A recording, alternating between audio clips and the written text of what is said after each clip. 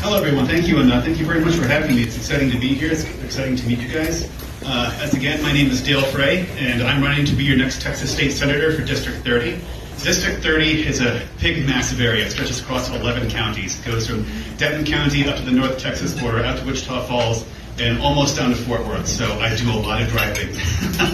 Anyways, to tell you a little bit about who I am. I graduated from George Mason University, which is nowhere near here, but it's close enough to D.C., so I was very blessed to get my first job out of college working at the headquarters of the Department of Education in Washington, D.C. I've since built a career of being a federal contractor, and while I was up there, I met Leandra, a girl from Texas, and we all know Texas girls eventually come back home. That got expedited when her father got stage 3 cancer. So we came back down here to Texas, and this is going to segue to one of the many reasons I want to run for office, because I have a really soft spot in my heart for trying to fix our broken healthcare system. One of the first warning signs I got to see how bad things are down here, I met a friend of mine, Kenneth. She owns her own LLC. She is a healthcare provider, particularly for assisted living, and she's ranting to me over a cup of coffees, talking about how she gets to drug her Medicaid recipients because she says the money's just not there anymore. She says, Dale, the rates haven't been adjusted since long before the pandemic, and inflation is killing her in the sector. So she's dropping her Medicaid recipients. And she doesn't want to do this. She's having a moral dilemma over this, right? Now, it's so frustrating because we're not part of the Medicaid expansion program, needlessly. We could be. We can opt into it. And I sometimes lose people when I talk about this. Let me explain what that is. The Medicaid expansion program is a national money bucket we all pay money into through our federal taxes. Money flows from this national money bucket into each state in the country, but not us. So we Texans, through this bucket, through our federal taxes, are paying for medical programs in California, we're paying for medical programs in New Jersey, but not back here in Texas. Texas is losing a good $10 billion a year over this. If we were to opt into this program, we would get that money back. This affects people's lives.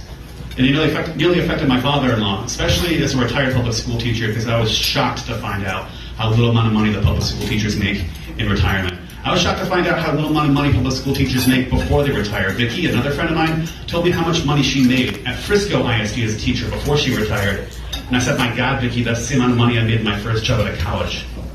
Our schools, I feel, are under attack right now. I'm not trying to be dramatic. I really, really mean that.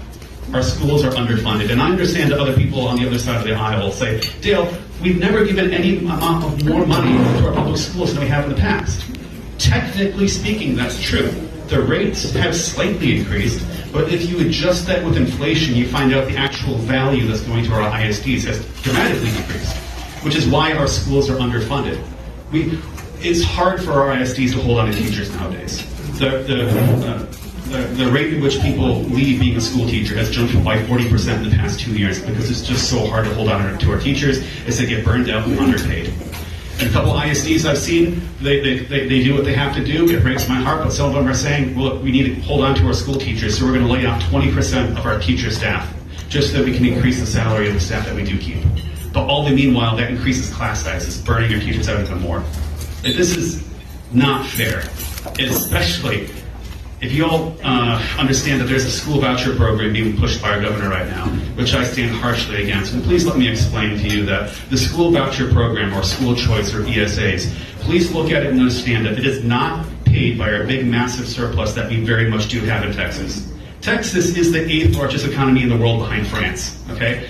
We can pay for our roads, we can pay for our infrastructure, and if you really wanted a school choice program, you can pay for that through our massive surplus, but that's not what the voucher program is designed to do. It specifically sacrifices public education funding, and that is done intentionally. The school voucher program, I promise you, it is not the will of the people, it is the will of Tim Dunn and Ferris Wilks, 2 Texas billionaires who financially support the majority of conservatives in the legislature. I really need you to Google this when you get home, because they're the ones who are really pushing for this program. It does not benefit our school teachers. It benefits those people who already have their kids in private schools. Case in point, when our governor drove around and tried to advertise the voucher program, he did a whole tour about this, right? But he toured all the private schools. He never once went to a public school teacher and looked a public school teacher in the eye and said that this program will help you. He never did that to any of our public school parents. So, basically, I just want to tell you that I really want to fix our broken healthcare system. I want to stand against the school voucher program. So far, the State House has been blocking the school voucher program so far. I'm really nervous about this, though, because the governor says that he believes he has the votes to get it passed in the next cycle. I don't know if that's the case. We haven't seen what happens in November yet. But guys, I don't know how long the State House can hold on and protect us against the school voucher scam. What we do need to do is elect senators, because the governor cannot create laws by himself. It's only done by the House or the Senate. And right now, the Senate is the one that's initiating the school voucher scam. So we need Texas State senators to stand against this horrible legislation. And I'm running to be your next Texas State senator for District 30. If you live in this area here, I'm going to be in your ballot in November. That said, I want to thank you for my time. I also want to just briefly talk a little bit about, since my opponent's not here today, I'll tell you a little bit about him. Obviously, it's not going to be very nice stuff, but I want to be transparent. Looks like You should know who you're voting for, right? Because I've been in front of mixed audiences in the past, where there's more Republicans than Democrats, and I tell them this: hey, look, my opponent Brett Hageville, he calls himself a businessman, and he is. He owns a big fancy trucking company. His company delivers grocery items to the Kroger's grocery stores. It's a pretty big business, but while he calls himself pro-business, the reality is 3 months ago, the Arizona local chapter 104 of the Teamsters has summoned him to court for not only intimidating his employees into not unionizing, but he fires his employees who attempt to unionize, which is supposed to be illegal.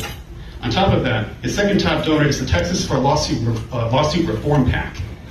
If you don't know what that is, that's the PAC that wants to make it more difficult for you to sue your employer when your employer do wrongdoings to you. And if you need any more proof that this guy should not be your representative, he doesn't live in the district. This has been a thing that we've known since before the primary. He doesn't actually live here. He lied about where he lived. The only reason he ever got this far is because he's got a lot of money, he gave it to Donald Trump, and so Donald Trump endorsed him. The reason he's trying to run for a district that he does not live in, the reason Senate District 30 is so special this time around, and why we have a lot at stake here, is because while we have state house reps here who will serve 2 years if they win, and usually state senators serve for 2 years as well, the state Senate has a funky little twist to the way they do things. They operate a system called 2-2-4. Every third cycle, a state senator runs for 4 years, not 2. And this time around, Senate District 30 happens to be that 4-year cycle. So whoever wins this race will not just be a senator for 2 years, he'll be a senator for 4. Which is why this guy is pouring millions of his dollars. Literally, he spent $4 million in his campaign to try to win this seat for a district he does not live in. This man is not pro-business as he claims, given the fact he's being brought to court by the Teamsters, and also his PACs, as you can see. He is pro-self-corporate interest. Again, my name is Dale Frey. If you want to learn more about me, come to freyfortexas.com. That's F-R-E-Y for Texas.com. I thank you for your time, and God bless Texas.